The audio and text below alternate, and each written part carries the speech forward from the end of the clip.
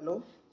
ये जो वीडियो है ये स्टूडेंट्स भी देख सकते हैं, टीचर्स भी देख सकते हैं। मतलब सोसाइटी का जो भी इंटेलेक्चुअल पार्ट है वो सारे लोग इसको देख सकते हैं। तो वही लोग मेरी बातों को समझ पाएंगे, क्योंकि जो नासमझ लोग हैं, जो रैशनैलिटी नहीं है जिनके थॉट्स में, वो मेरी वीडियो को नहीं समझ पाएंगे। बात यह है कि अभी जो हाल फिलहाल में कुछ न्यूज़ चल रहा है कि एनसीईआरटी की पर्टिकुलर लाइन है, उसको बैन कर दिया जाए, वो टेक्स्ट बुक क्यों पढ़ा रहे हैं, वो चैप्टर हटा दिया जाए। ये सारी चीज़ें मैं सुन रहा हूँ। अब मेरा पॉइंट ऑफ व्यू आप ये सुनिए कि अगर एनसीईआरटी ये कहती है कि there is some corruption in the judiciary system, तो बात गलत है क्या? बात गलत तो नहीं है, जुडिशरी में करप्शन तो है। अगर एनसीईआरटी बात को बोल रही है तो उसमें प्रॉब्लम क्या है? मतलब कोई करप्शन करे, कोई उसका विक्टिम बने, उसको परेशानी हो और कोई बोले भी ना।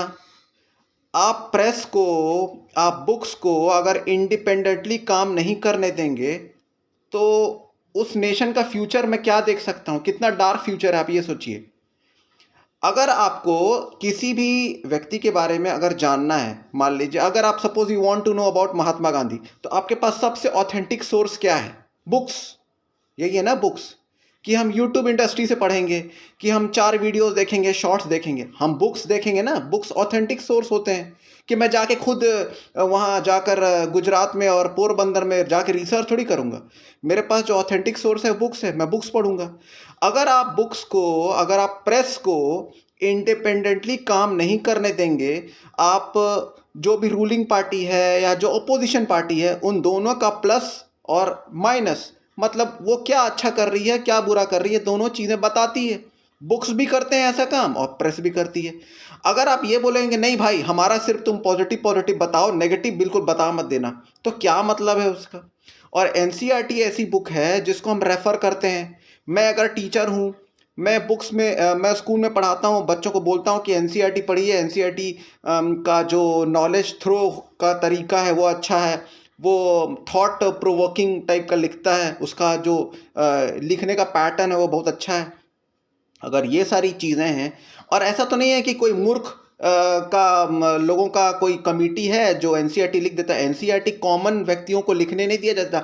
नो, डजेंट मैटर आपके पास कितना नॉलेज है, आप तभी लिख पाओगे जब आपके पास स्टूडेंट साइकोलॉजी का नॉलेज होगा, किस व्यक्ति को, किस बच्चे को किस लेवल पर क्या जानना चाहिए, वो सारी चीज़ें। अगर आप स्टूडेंट को करप्शन के बारे में नहीं बताएंगे तो उसका दिमाग कैसे काम करेगा? अब ऐसे बात तो नहीं है, अगर सोसाइटी का कोई गलत कोई एंगल है, उसको आप बताएंगे ना, तब तो वो डिसाइड करेगा। उसका खुद का संज्ञान कैसे काम करेगा? कैसे उसको समझ में आएगा कि अच्छा हाँ, कौन सी चीज़ गलत चल रही है, कौन सी चीज़ सही चल रही है? तब उसको वो डिसाइड करेगा। द चिल्ड्रन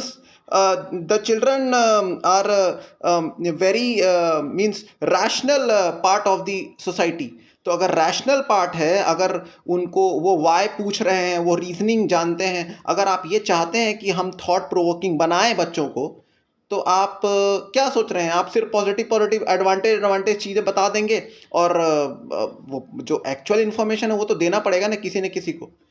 तो मेरा ये इस बात का कंक्लूजन ये है कि एनसीईआरटी ने कुछ भी गलत नहीं कहा है। हालांकि ठीक है, हमारे जो ऑनरेबल हमारे जो चीफ जस्टिस हैं इंडिया के, वो अपना जो उनका जो भी एफर्ट वो डालेंगे चीज़ों को सुधारने के लिए, या उनको, मुझको ये लगता है कि उनको ये करना चाहिए, उनको ये बताना चाहिए कि नहीं भाई, उसका एंगल समझो ना। आप जो बात बोली जा रही है उसका उसका संदर्भ क्या है, उसका कॉन्टेक्स्ट क्या है, किस कॉन्टेक्स्ट में बात की जा रही है, वो सारी चीज़ें इंपॉर्टेंट है ना।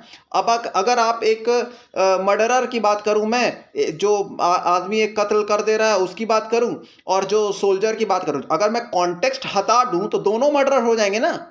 अगर मैं उसका मतलब पीछे का रीज़न हटा दूं कि क्यों ऐसा किया जा रहा है, तब तो सोल्जर जो गोली चलाता है, पुलिस जो गोली चलाता है, वो क्रिमिनल को मारने के लिए, और जो एक्चुअल में क्रिमिनल होता है या जो मर्डरर होता है वो मारने के लिए अगर गोली चलाता है, तो दोनों का तो बात एक ही हो गया, दोनों में कोई डिफरेंस नहीं है, सिर्फ कॉन्टेक्स्ट की ही बात है ना।